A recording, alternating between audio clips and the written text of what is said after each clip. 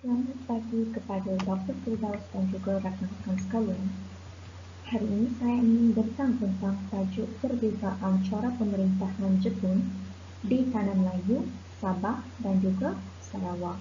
Okey, tanpa menggunakan masa, saya meneruskan ke slide pengenalan. Okey. Sebelum datangnya kuasa Jepun ke Tanah Melayu, Sabah dan juga Sarawak, negeri-negeri ini adalah di bawah kekuasaan dan juga pemerintahan British. Kemudian berlakunya kebangkitan Jepun sebagai kuasa imperialis dengan cepat apabila pihak Jepun berjaya memusnahkan pangkalan utama tentera Amerika Syarikat di Pearl Harbor semasa serangan menuju pada 8 Disember 1941.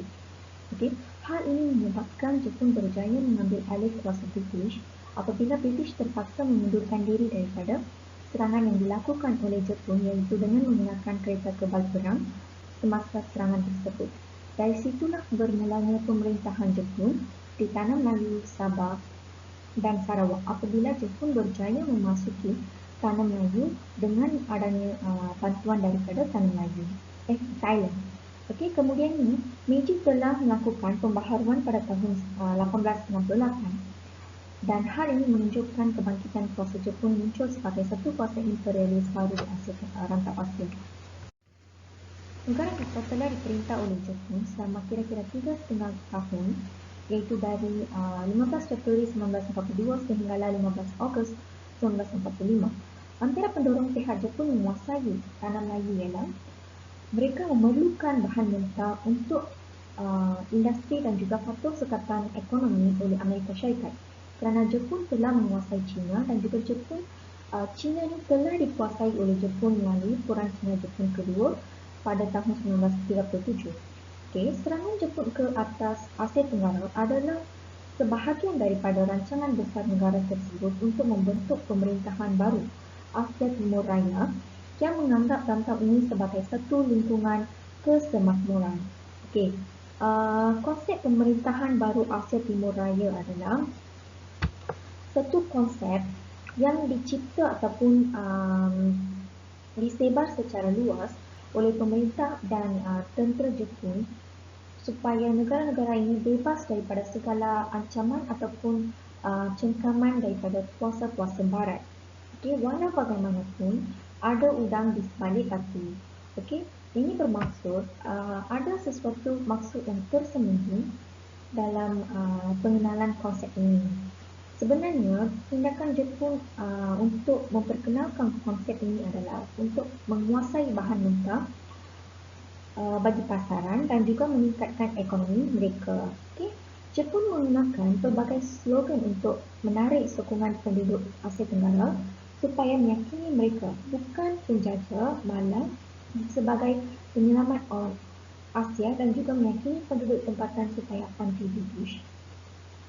Walaupun jangka masa pemerintahan Jepun ini pendek, namun pemerintahannya masih menjadi trauma dan dianggap sebagai zaman gelap oleh penduduk Tanah Melayu, Sabah dan Sarawak. Hal ini terjadi akibat banyak kesan negatif dalam pentadbiran Jepun.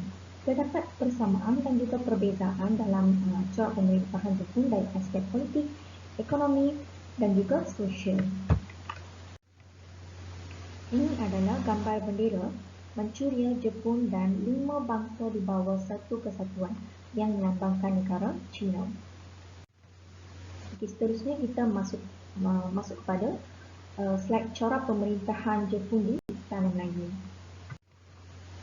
Okay, dari segi politik, terdapat pelbagai pembaharuan yang berlaku semasa pendudukan Jepun di Tanah Melayu, terutamanya dari sudut pentadbiran yang jelas. Dilihat bahawa Sultan tidak lagi menjadi pemerintah negeri, tetapi hanya menjadi ketua agama Islam dan adat istiadat Melayu sahaja. Okay, namun Sultan tetap diberi allow seperti semasa pemerintahan British. Hal ini kerana Jepun telah menjadikan Tanah Melayu sebagai tanah jajahannya. Okay. Hal ini bermula apabila tujuan pemerintahan tentera di Tanah Melayu adalah untuk meminta sultan-sultan ini menyerahkan hak kedaulatan mereka serta negeri-negeri mereka. Kemudian terbukti lagi apabila sultan-sultan ini diugut jika ingin menyerahkan hak kedaulatan, pihak Jepun ingin mengiktiraf mereka sebagai sultan dan menyingkirkan mereka iaitu dengan memaksa mereka meletakkan jawatan mereka sebagai sultan. Okey, namun begitu, Rasa pemerintahan tentera Melayu bertukar pada bulan Disember 1942. Pihak Jepun telah bersedia mengiktiraf Sultan di Tanah Melayu. Okey, sehubungan dengan itu, satu persidangan telah diadakan pada 20 Januari 1941 yang dihadiri oleh Sultan-Sultan dari negeri-negeri Melayu dan Sumatera di Singapura. Dalam persidangan tersebut, Jepun telah mengumumkan dasar barunya kepada Sultan. Gelaran Sultan yang digunakan telah diiktiraf dan Sultan-Sultan dibayar elang sama rata seperti dalam perang. Cara pemerintahan Jepun atas Tanah Melayu ini adalah bersifat ketenteraan dan Tanah Melayu dikenali dengan nama Melayu Baru, iaitu Melayu Baru oleh pihak Jepun pada ketika itu. Pihak Jepun melakukan dua pembahagian pentadbiran di Tanah Melayu, iaitu pentadbiran pusat dan juga pentadbiran wilayah. Hal ini adalah bertujuan untuk memudahkan dan mengukuhkan penguasaan mereka ke atas Tanah Melayu. Dalam pentadbiran pusat ini, pihak Jepun telah menggabungkan Tanah Melayu dengan Sumatera dan diketuai oleh pengarah agung yang berpusat di Singapura dengan bantuan oleh Pusat Mahkamah, Biro Pentadbiran dan Majlis Pusat.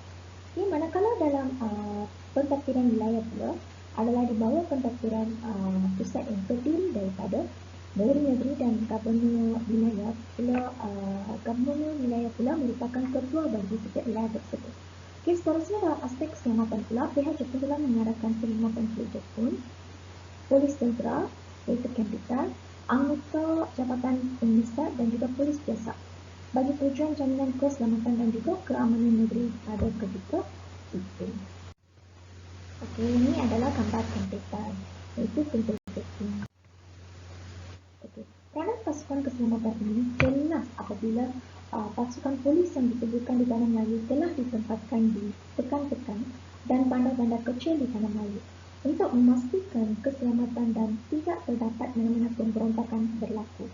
Bukan itu sahaja, malah terdapat juga beberapa pasukan polis yang ditempatkan di beberapa bahagian di Tanah Melayu untuk memantau dan juga memastikan tiada kekacauan berlaku. Okey, bagi kemudahan pengenalan diri pula, satu sistem pendaftaran keluarga telah diarahkan dengan memberikan satu keping sijil hidup dengan aman. Untuk mengekalkan keamanan di Tanah Melayu pula, pihak Jepun telah mewujudkan aspek kehakiman. Ketenteraan awam Jepun telah mengadakan mahkamah tentera yang dikendalikan oleh Jeneral Amashita.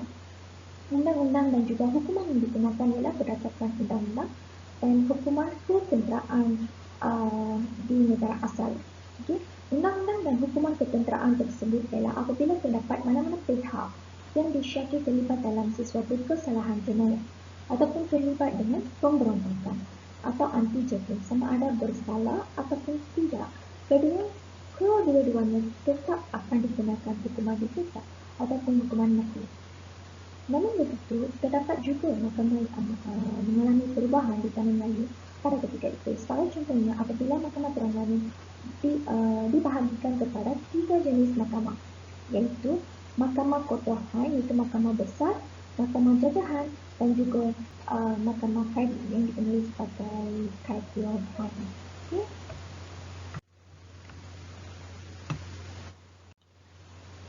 Seterusnya kita beralih kepada slide penyerahan negeri-negeri Melayu utara kepada Thailand. Okey, atas rasa perhutang budi Jepun terhadap Thailand, iaitu semasa bantuan kerjasama Thailand yang diberikan kepada Jepun semasa usaha merampas Tanah Melayu, satu perjanjian telah ditandatangani di Bangkok, Thailand pada 20 Ogos 1943.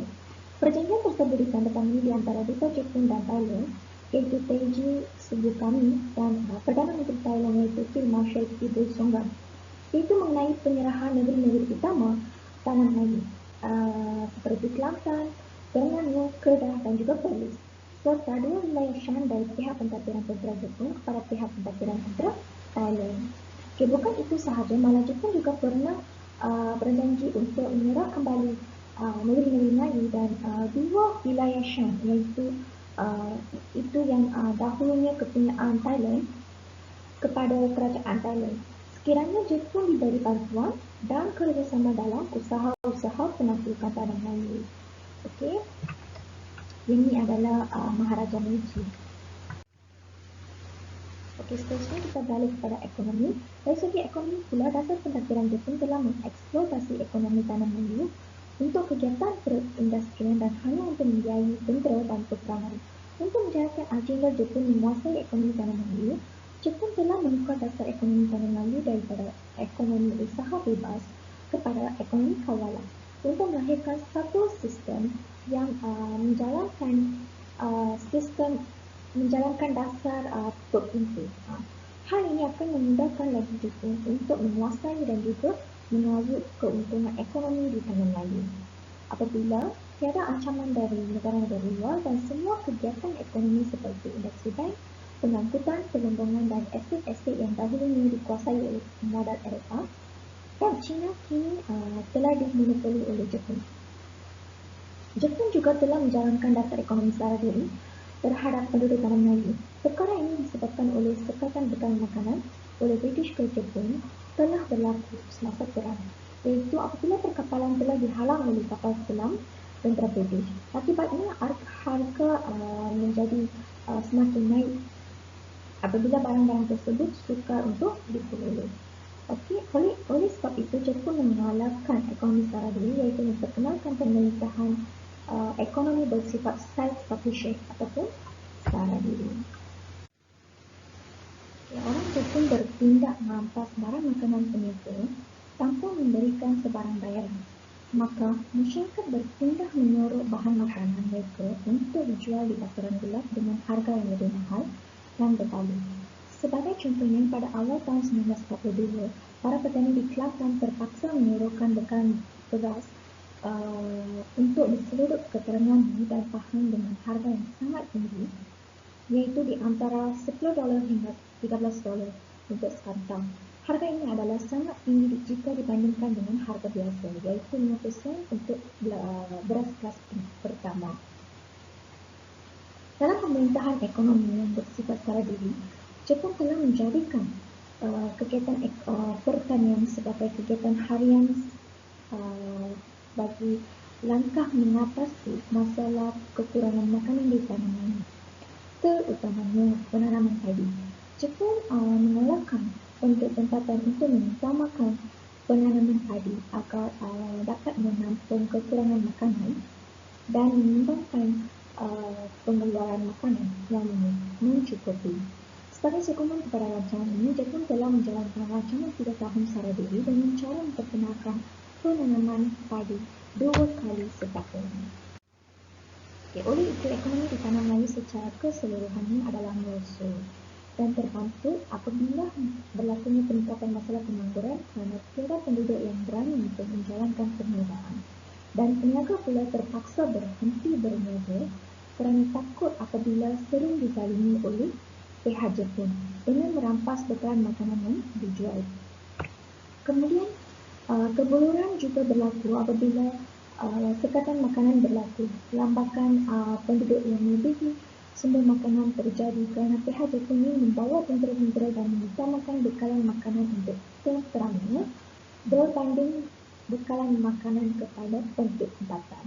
Inflasi turut berleluasa apabila berlakunya pencetakan wang pokok pisang yang tidak terkawal sehinggalah berlakunya lambakan wang lalu menyebabkan harga barang menjadi mahal di tanah Melayu. Namun begitu terdapat satu langkah positif Jepun dalam usaha menstabilkan ekonomi di tanah Melayu.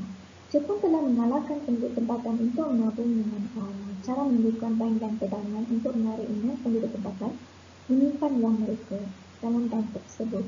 Contohnya bank yang telah ditubuhkan oleh Jepun ialah Yokohama Stasi dan LTD Bank dan Perak People Park Bank. Tetapi tiada sambutan daripada penduduk tempatan dan akhirnya banyak perusahaan diambil alih oleh Jepun sendiri. Contohnya seperti syarikat Nippon Seitsu, Kabushiki Kaisa dan juga Tojo Kabushiki. Okey, yang ini adalah mata wang pokok pisang yang dikeluarkan oleh Jepun secara berlebihan. Dari segi sosial pula, digambarkan kehidupan penduduk tempatan tanah Melayu sebagai sangat menyedihkan dan berada dalam penderitaan. Hal ini turut dibuktikan oleh Jogindra Singh Jesi di dalam bukunya sendiri. Ia menyatakan penduduk tanah Melayu hidup dalam keadaan terhimpit, menderita, tidak mengarat dan ketakutan. Pada masa itu, Jepun telah mengambil pemuda-pemuda Melayu untuk dibawa ke sempadan Melayu Siam Burma, iaitu sekarang dikenali sebagai Myanmar, untuk membina jalan kereta api Melayu. Semasa menjalankan tugas tersebut, ramai penduduk Melayu yang disuruh bekerja dan dilayan tanpa rasa perih kemanusiaan. Sehinggalah ramai yang berkorban tanpa diberikan bekalan makan dan rehat yang mencukupi. Walaupun demikian, jika dibandingkan layanan Jepun terhadap penduduk tempatan, pemerintahan Jepun memberi keistimewaan kepada penduduk Melayu, manakala penduduk Cina boleh ditindas dan dizalimi dengan tidak berberi kemanusiaan. Hal ini berlaku apabila pihak Jepun mengambil orang Melayu sebagai polis dan mengkehendaki mereka memburu dan menangkap orang-orang Cina untuk diseksa dan dibunuh. Tan Ongdeng dalam Istilah Melayu dari Singapura menyatakan tindakan kejam terhadap orang Cina di negeri-negeri Melayu disebabkan orang Cina dan negara Cina adalah musuh lama Jepun, iaitu sejak Perang Cina-Jepun lagi. Oleh itu, terbuktilah melalui petikan dari karya Tan Ongdeng yang menceritakan bahawa pihak Jepun melayan orang Cina dengan begitu kejam sekali disebabkan oleh dendam sejak Perang Cina-Jepun yang pernah berlaku. Kekejaman pihak Jepun bertambah terbukti lagi apabila wujudnya pengenalan dasar suci ataupun dasar pembersihan yang diperkenalkan oleh Kawamuraishi secara sistematik pada 21 Februari. Pembersihan sistematik terhadap unsur-unsur bermusuhan di kalangan orang Cina di Singapura oleh tentera Jepun semasa pendudukan Jepun di Singapura dan Tanah Melayu.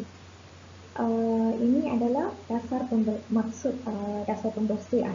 Operasi itu diawasi oleh polis rahsia Canterbury dan kemudiannya diperluaskan untuk memasukkan penduduk Cina di Tanah Melayu. Ulama bersetuju bahawa pembunuhan ramai-ramai berlaku, tetapi sumber Jepun dan juga Singapura tidak bersetuju dengan jumlah kematian. Menurut Hirofumi Hayashi, Kementerian Luar Negeri Jepun menerima bahawa tentera Jepun telah melakukan pembunuhan secara besar-besaran di Singapura. Dasar tersebut telah menyebabkan ribuan orang Cina terbunuh. Bukan itu sahaja, Jepun melakukan kekejaman kepada orang Cina dengan cara membakar kediaman mereka, merampas barang-barang, merokok gadis-gadis dan yang paling menyedihkan adalah apabila Jepun menyuruh orang-orang Cina ini mengali luang kubur mereka sendiri sebelum dibunuh.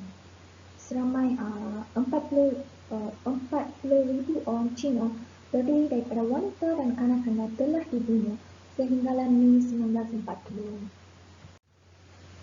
Kezaliman yang berlaku ini terhadap orang Cina menyebabkan mereka sangat membenci orang-orang Melayu dan masalah perkauman antara kedua-dua kaum ini bertambah hebat sehinggalah menyebabkan mereka berdendam dengan orang-orang Melayu. Hal ini terbukti apabila wujudnya permusuhan hebat di antara orang Cina dan orang Melayu selama 14 hari, di mana gerila bintang 3 yang terdiri daripada orang-orang Cina telah bertindak membunuh orang Melayu dengan kejam di Johor, Perak, Negeri Sembilan dan juga beberapa kawasan lain di Perak dan Selangor selain daripada kawasan yang dinyatakan berikut itu. Bukan itu sahaja, sekolah Inggeris dan Cina juga ditutup bagi menghapuskan pengaruh Barat dan Cina. Hal ini kerana bahasa Inggeris ini dianggap sebagai bahasa musuh dan dilarang penggunaannya. Malahan kebudayaan Jepun juga cuba diserapkan ke dalam aspek kewangan apabila Jepun ini bertindak melarang penggunaan mata wang yang dikeluarkan oleh British. Lalu kebangsaan Jepun iaitu Kinigayo dinyanyikan pada setiap pagi di sekolah. Manakala bahasa Jepun iaitu Nihongo menjadi bahasa pengantar di sekolah Melayu. Namun begitu, langkah Jepun menjadikan bahasa Jepun sebagai bahasa rasmi di Kelantan tidak berjaya. Okay. Bahasa Mayuruni dan Jawi serta bahasa Inggeris digunakan dalam surat perjalanan pentadbiran. Contohnya, di terangannya, pegawai kerajaan diarahkan mendaftar nama untuk mengikuti kursus bahasa Jepun yang diadakan di bangunan Sekolah Inggeris Sultan Sulaiman. Okey, seterusnya kita beralih kepada bagaimana corak pemerintahan Jepun di Sabah. Okey, serangan terhadap Sabah oleh pihak Jepun dimulai dilancarkan pada 4 Jun 1942. Kemudian tawanan kawasan-kawasan di Sabah pula berlaku satu persatu. Pulau Labuan dan Beaufort ditawan oleh Jepun pada 3 Januari 1942. Kota Kinabalu, Sandakan, Tawau, Lahad Datu, Kudat dan pantai barat di Sabah jatuh sepenuhnya kepada pihak Jepun pada bulan Mei 1942. Okay. Disebabkan oleh keberkesanan strategi Jepun semasa melakukan serangan di Sabah, iaitu dengan penggunaan basikal di kawasan-kawasan Sabah serta bantuan ketenteraan seperti kapal perang, British gagal mempertahankan Sabah dan terpaksa berundur diri. Tambahan pula pada ketika itu askar-askar British ini tidak ada di sekitar Sabah. Oleh itu bermulanya penjajahan Jepun di Sabah sehinggalah tahun 1945. Gambar yang berada di kanan ini adalah tentera Jepun yang membawa basikal di tanah maju.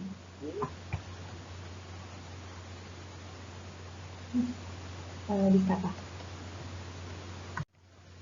Okey, seterusnya dari segi politik, setelah pihak Jepun berjaya menguasai Sabah, Sabah dengan serta-merta diisytiharkan sebagai sebahagian daripada tanah jajahan Jepun ataupun dikenali sebagai Nai Nippon dalam bahasa Jepun. Okey. Kemudiannya dari segi politik juga, tentera Jepun mempunyai sistem pentadbiran yang sistematik. Jepun telah membuat pembahagian kawasan pentadbiran, iaitu setiap kawasan dibahagikan mengikut wilayah dan juga kawasan ini mempunyai gelaran khas iaitu Shiu. Jepun meletakkan ketiga-tiga tanah jajahan Brunei, Sarawak dan Sabah di bawah satu entiti yang dikenali sebagai Baru Nugita. Pembahagian kawasan pentadbiran di Baru Nugita terbahagi kepada 5 struktur. Pertamanya, daerah Kuching merupakan Shiu bahagian 1 dan 2 merujuk kepada bahagian Borneo Barat serta kepulauan sekitarnya. Daerah Kuching telah dijadikan pusat Gubernur Jeneral bagi Baru Nugita. Keduanya, Shiu bagi bahagian 3 yang merujuk daerah Cebu dan yang ketiga ialah menjadi Shiu bahagian 4 dan Shiu bahagian 5 ialah Brunei. Okey. Seterusnya, keempat adalah Serikai Shiu yang merujuk kepada kawasan pantai barat Borneo Utara, dan Labuan manakala yang kelima pula adalah Tokai Shiu merujuk kepada kawasan pantai timur Borneo Utara. Pada waktu yang sama, dalam setiap Shiu terdapat seorang ketua pengarah yang dilantik dan bertanggungjawab kepada Ketua Terus Angkatan Tentera. Setiap kawasan mempunyai gubernur yang mengetuai operasi pentadbiran di dalam kawasan ini. Gubernur ini turut dibantu oleh ketua tempatan yang bertugas menjaga hal ehwal keng ataupun daerah dalam Shiu. Terdapat 5 bahagian khususnya di bawah ketua terus pertahanan, iaitu pentadbiran, kempekan, industri kewangan, perakaunan dan juga peristikan. Mahera dibantu oleh Senoncho ataupun ketua staf, iaitu Major General Aoshinabu Manaki. Mereka berdua ini mempunyai kepakaran dalam strategi ketenteraan. Pentadbiran yang dijalankan oleh mereka berdua menjadikan pentadbiran yang begitu sistematik ke atas Borneo.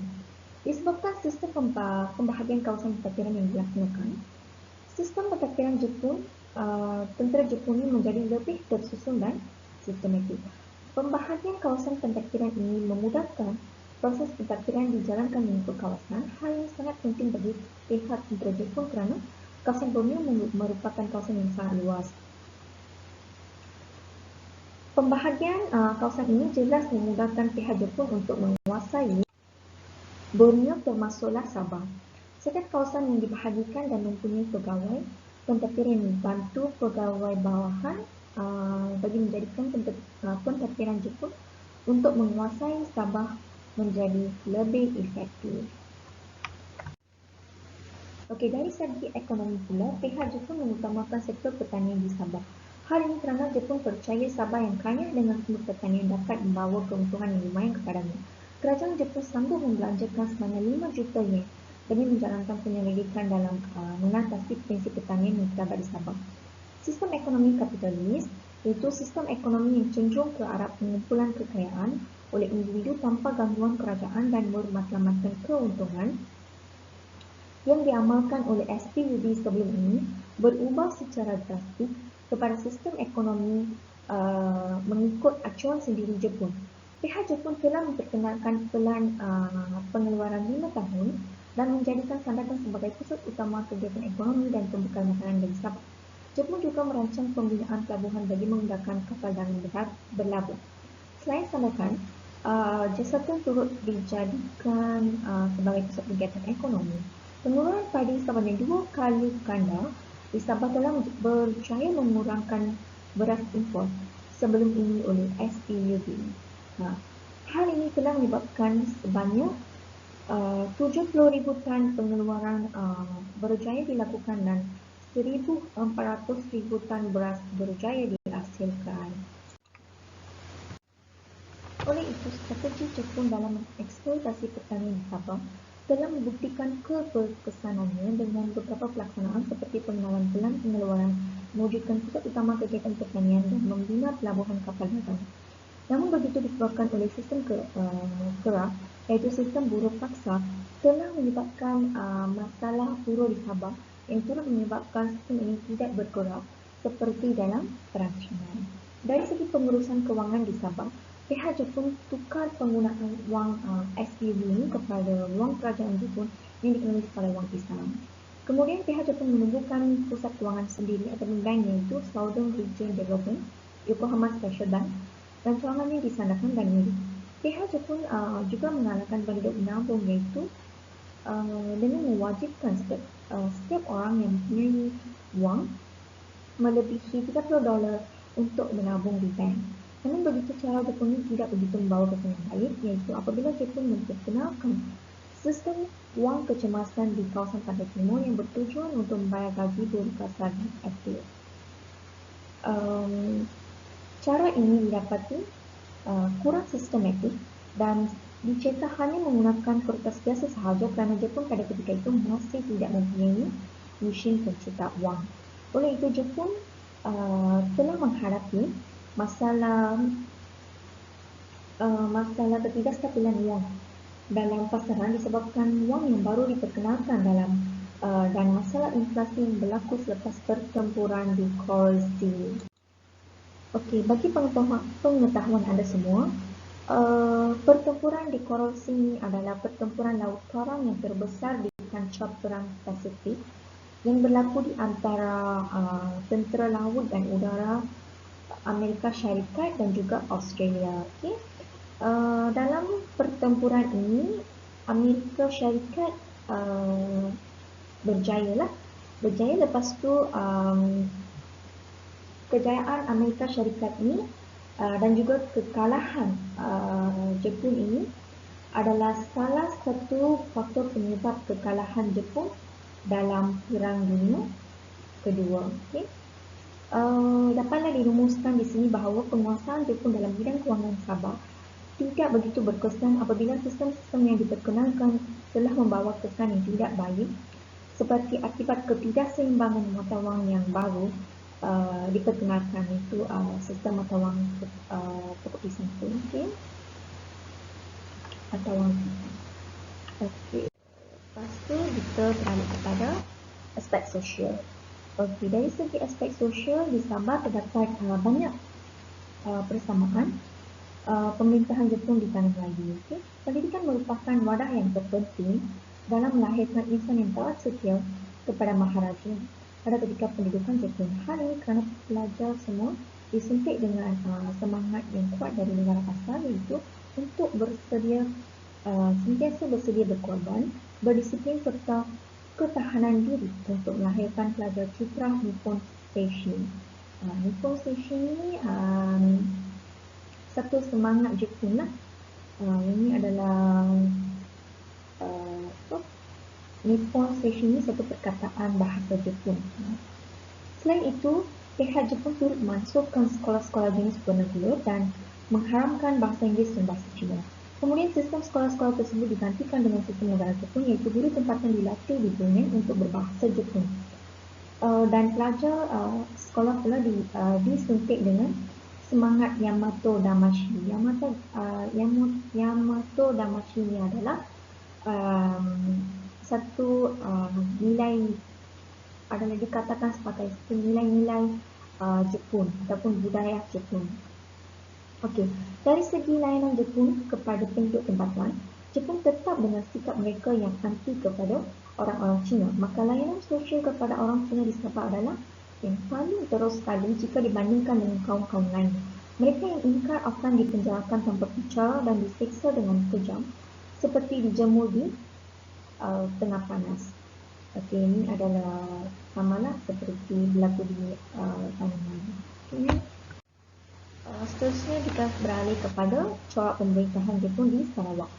Okey, pentadbiran Jepun di Sarawak adalah berpusat di Kuching sehingga Jepun menyerah kalah pada 11 September 1945. Jepun mula menduduk Sarawak pada 25 Disember 1941 dan corak pemerintahan Jepun di Sarawak adalah bersifat ketenteraan di bawah tanggungjawab tentera Jepun yang ke-37, iaitu Seigno Yamada. Okay. Seterusnya, dari segi politik, untuk luasan kuasa Jepun di Sarawak, Sabah, Brunei dan Sarawak telah digabungkan oleh Seigno Yamada di bawah satu unit pentadbiran dan organisasi pemerintahan Jepun yang dinamakan sebagai BONI. Kemudian Jepun menubuhkan lagi sebuah majlis nasihat yang ahlinya terdiri daripada pembesar Melayu dan ketua-ketua masyarakat Sarawak, iaitu Datuk Abang Sulaiman, Datuk Pahlawan Abang Haji Mustafa Haji Muaslim dan Abang Openg sebagai pegawai Bumi Putra dan Tuanku Bujang yang mewakili sebagai pegawai perabangan dari Kuching dan Situ masing-masingnya. Sementara Haji Abdul Rahman Haji Kasim mewakili orang lain ini. Okey, dari segi kawalan keselamatan di Sarawak pula, pasukan pengawal keselamatan adalah terdiri daripada penduduk tempatan. Mereka ini berkhidmat sebagai polis rahsia untuk pihak Jepun, iaitu untuk memantau keadaan di Sarawak dan menangkap mana-mana yang disyaki sebagai anti-Jepun.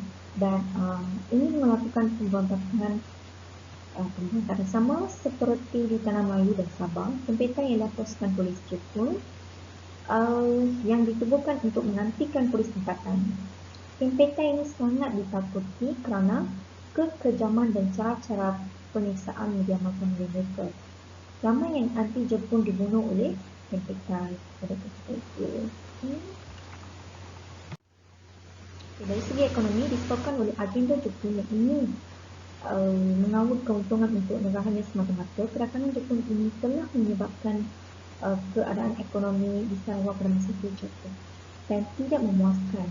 Hal ini disebabkan oleh Jepun menjalankan data seperti itu kerana bimbang terhadap campur tangan kuasa barat yang lain akan mengugat penguasaannya ke atas Sarawak.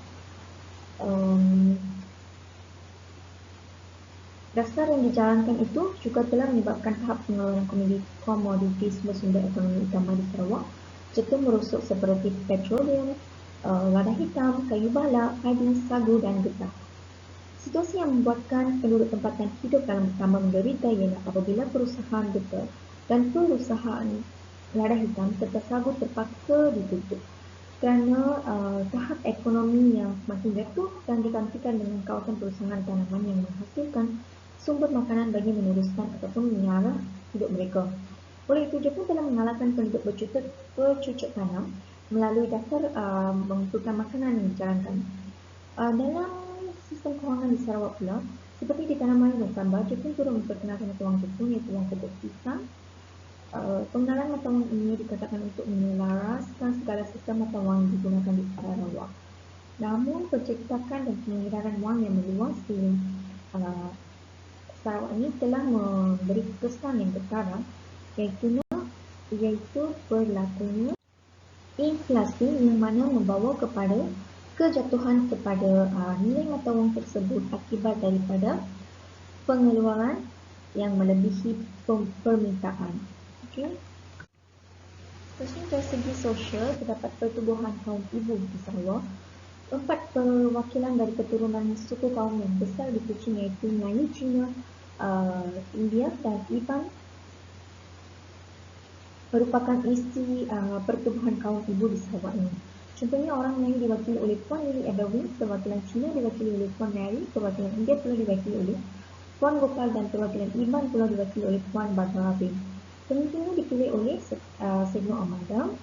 Tujuan pertubuhan kaum ibu ini ditubuhkan adalah untuk mengumpul bersih yang tidak terpakai dan mengadakan pasar ria untuk memungut wang dan dijadikan hadiah kepada saudara Jepun.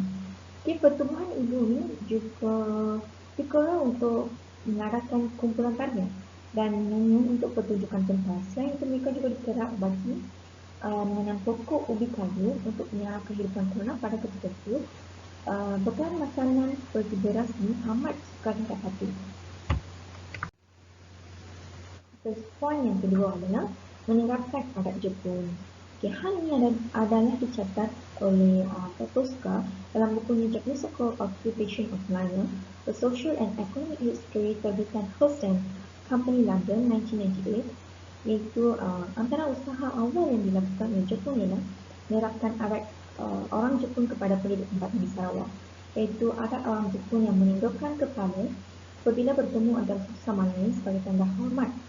Kemudian diperkenalkan kepada orang umum mengenai adat ini di Sarawak.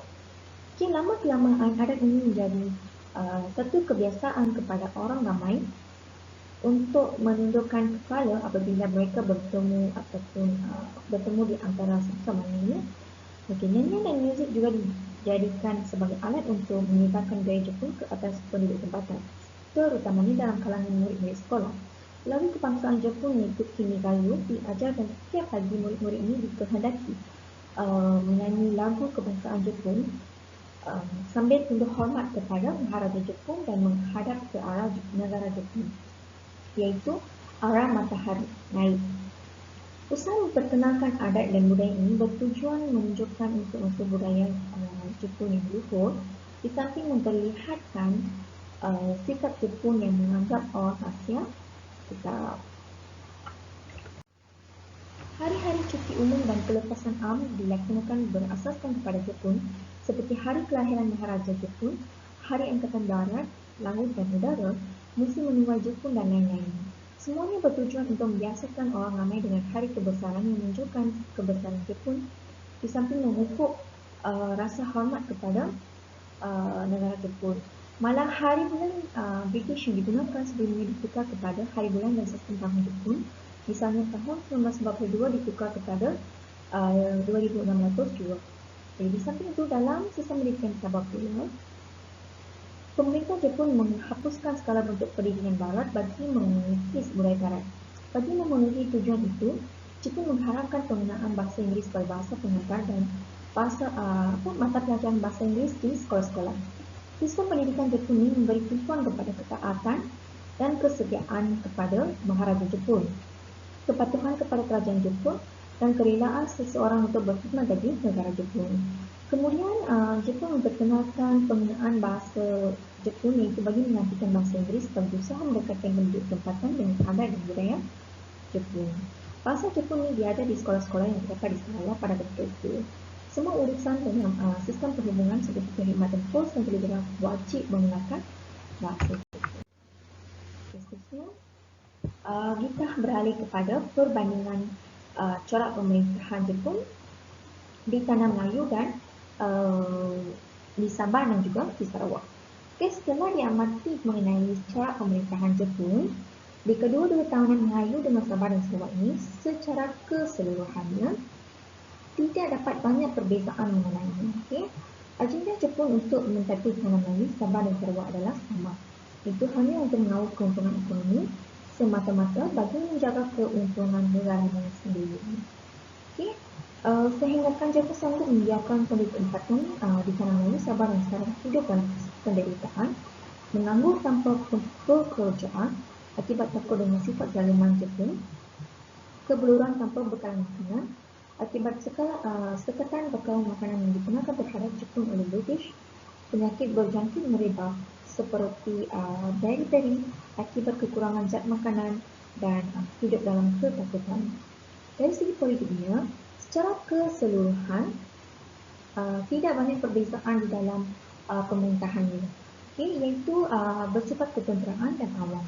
Beberapa pasukan polis seperti Kem Petai dilantik dan ditempatkan di kawasan-kawasan Tanah Melayu, Sabah dan Sarawak untuk menjamin keamanan.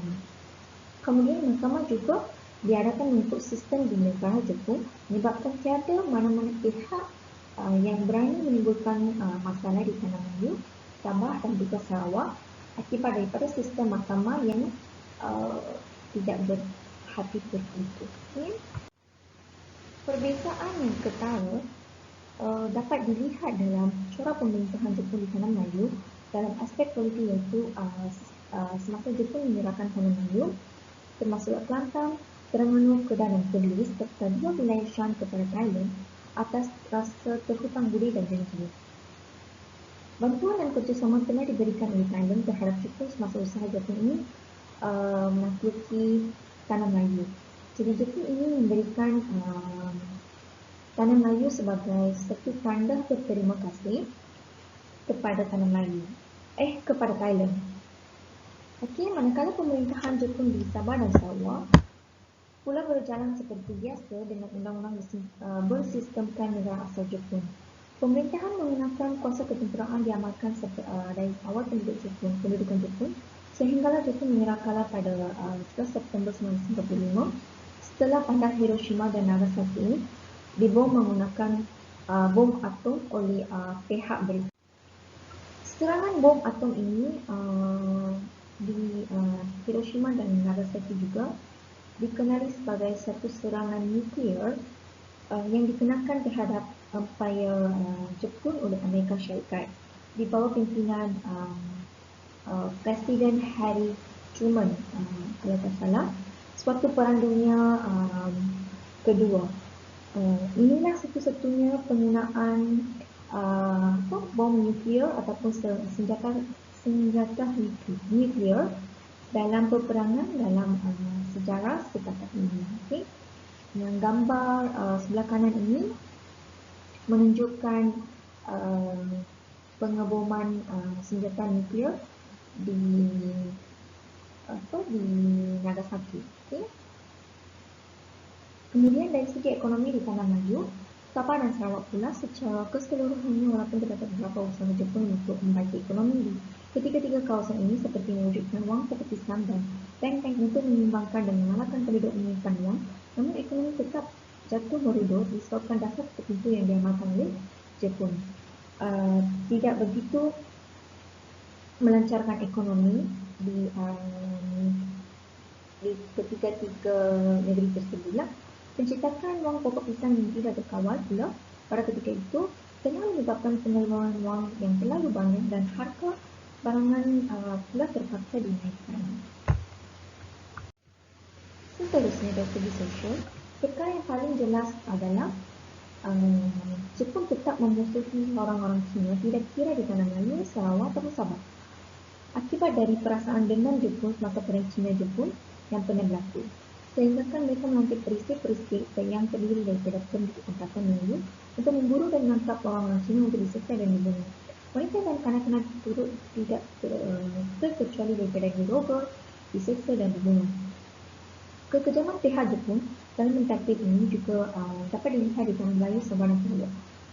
Selain itu, dasar penjepunan dijalankan di dalam sistem pendidikan di Tanah Melayu, Sabah dan Sarawak. Penghapusan sekolah vernakular Cina dan Inggeris pula digantikan dengan sekolah yang menggunakan bahasa Jepun sebagai bahasa pengantar dari bahasa ke adat dan budaya Jepun. Okey, penjepunan ini bukan sahaja digunakan di dalam sistem pendidikan Malakura, digunakan di ibu pejabat dan juga di kawasan timur yang lain. Tujuan Jepun untuk mengamalkan sepenuhnya konsep penjepunan dalam politik, ekonomi dan sosial bukan hanyalah semata-mata untuk menjadikan Tanah Melayu, Sarawak dan Sabah sebagai tanah jajahan mutlak, mereka, tetapi juga ketiga-tiga kawasan ini perlu merupakan taat setia yang sepenuhnya kepada Jepun dan Maharaja Jepun sendiri. Secara keseluruhannya, aspek politik, ekonomi dan sosial di ketiga-tiga kawasan ini mempunyai persamaan yang ketara. Okey, penduduk tempatan telah hidup dalam ketakutan dan juga seksaan dari pihak Jepun. Okay, akhirnya, kesimpulan. Okey, sepanjang pendudukan Jepun di Tanah Melayu, Sabah dan Sarawak, tempoh penduduk tersebut ialah tanah hitam bagi ketiga-tiga kawasan tersebut. Kerana kehidupan penduduk tempatan pada ketika itu sangatlah menyedihkan, sehingga menyebabkan penduduk ini berada dalam keadaan trauma. Okey, zaman tersebut penuh dengan penindakan dan kezaliman, juga hidup dalam keburukan akibat kekurangan makanan, penularan penyakit berjangkit yang menyebabkan kematian meningkat. Penduduk hidup dengan ketakutan tanpa diberikan hak bersuara kerana sistem mahkamah Jepun yang tidak berperi kemanusiaan, dan masalah perkauman turut meningkat, terutamanya bagi orang-orang Cina dengan orang-orang Melayu, kerana dianggap sebagai bekerjasama dengan pihak Jepun dalam menindas orang Cina, sehinggalah berlakunya pembalasan dendam dan ekonomi pada waktu itu juga terbantu. Setelah tamatnya pendudukan Jepun, inilah semangat nasionalisme dan kalangan penduduk bertambah kuat, dan berdasarkan pengalaman-pengalaman lalu tidak lagi mahu peristiwa hitam tersebut berulang kembali. Okey, selepas perang, PKM diiktiraf oleh pemerintah British sebagai parti yang khas memandangkan semangat PKM ini membantu menentang Jepun. Kemudian di Sarawak, Charles Wyner Brooke telah meminta pihak British datang mengambil alih dan menjalankan pemerintahan tentera British di Sarawak untuk memulihkan keadaan Sarawak yang telah musnah pada ketika itu. Okey, ini adalah bibliografi